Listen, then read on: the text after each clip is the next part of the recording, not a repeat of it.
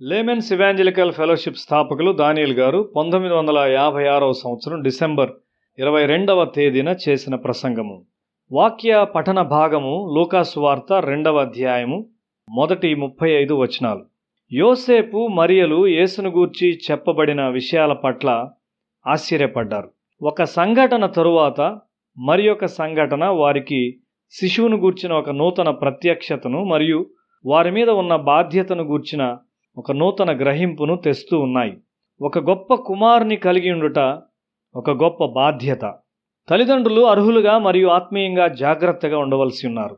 ఈ తల్లిదండ్రులు ఆకస్మికముగా అసామాన్యమైన పురుషుడు మరియు స్త్రీగా మారారని తలంచొద్దు.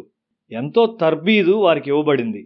ఈ నాణ్యత గల గృహము ఆకస్మికముగా సృష్టించబడదు. వారి ఆశలు, కోరికలు ఎంతో కాలము నిశ్చయముగా పరలోకం వైపు ఉన్నాయి.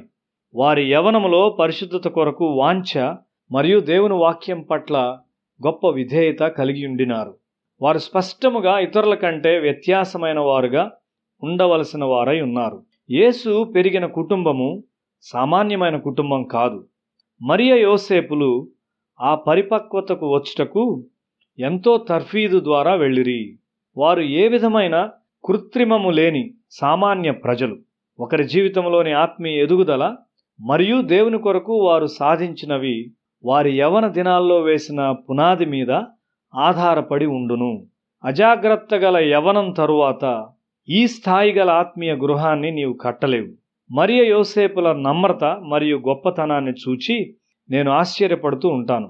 ఈ గృహాన్ని గూర్చిన వృత్తాంతము ఎంత ఉన్నతమైనది, ఎంత ఘనమైనది, ఎంత పరిశుద్ధమైనది. వారి జీవితాల్లో క్రైస్తవులకు ఒక గొప్ప ఐశ్వర్యం ఉన్నది. యెరూషలేములో సిమెయోను అను ఒక మనిషి ఉన్నాడు. దేవాలయంలో శిశువైన యేసును ప్రతిష్ఠ చేయు సమయానికి ముందు అతని గూర్చి మనకు తెలియదు.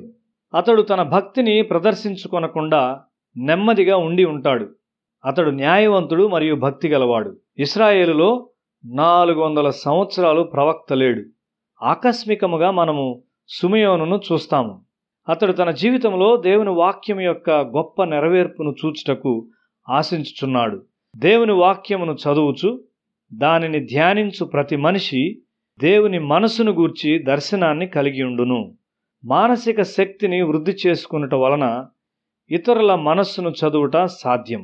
ప్రార్థన మరియు వాక్య ధ్యానము ఇతరులను అర్థం చేసుకునుట మాత్రమే కాక దేవుని ఆలోచనలను చదువుటలో కూడా సహాయం చేయును. ప్రవచనమనగా దేవుని ఆలోచనలను గ్రహించగలుగుట. నీ హృదయము పవిత్రపరచబడి దేవుని వాక్యముతో నింపబడినప్పుడు నీవు దేవునితో భవిష్యత్తులోనికి చూస్తావు. నీవు ఇతరులను ఆకర్షించి వారికి వాక్యం ఇచ్చినట్లు నీవు ఒక నిశ్చయమైన ఆకర్షించే శక్తిని కలిగి ఉంటావు. ప్రభువైన క్రీస్తును చూడకముందు నీవు మరణించవు అని సిమెయోనుకు దేవుని ద్వారా చెప్పబడింది. అతడు ఈ సంఘటనను ముందుగా చూచాడు. యేసును తన చేతుల్లో తీసుకొనుచు సిమెయోను ఎంత సంతోషించాడు. అతడు దేవుణ్ణి స్తుతించాడు. క్రీస్తు లోకరక్షకునిగా మరియు తన ప్రజలైన ఇశ్రాయేలు యొక్క మహిమగా వచ్చాడు. అన్యులను వెలిగించుటకైన వెలుగ్గా ఆయన ఉండును. సిమెయోను ఇప్పుడు ఒక వృద్ధునిగా ఉండి తల్లి అయిన మరియ ఎదుర్కొను దుఃఖమును ప్రవచించాడు. సిమెయోను శిలువ యొక్క తీవ్ర వ్యధను చూచినట్లు కనిపించుచున్నాడు. 3.5 సంవత్సరముల మహిమకరమైన పరిచర్య తరువాత యేసు శిలువ మీద వేలాడబోచున్నాడు. ఈ తల్లి దానినెట్లు భరించినదో నాకైతే తెలియదు. దేవుని వాక్యమును చదువుట నీకు సరైన ఆత్మీయ పురోగమనమును ఇస్తుంది. స్వీయ ఘనతకు నడిపించు ఒక ఆత్మీయాభివృద్ధి కూడా ఉన్నది. దాన్ని గూర్చి జాగ్రత్తగా ఉండు. దేవుని వాక్యమును చదువు వారికి ఆ విధమైనది జరగదు. సిమెయోను ఇశ్రాయేలు యొక్క ఆదరణ కొరకు వేచి ఉన్నాడు. మనము ప్రార్థించి సంఘము బలపడుటను గూర్చి ఎదురు చూడవలసి ఉన్నాము. ఇండియాలో సంఘము బలమైనదిగా మరియు ప్రభావం గలదిగా ఉండాలి.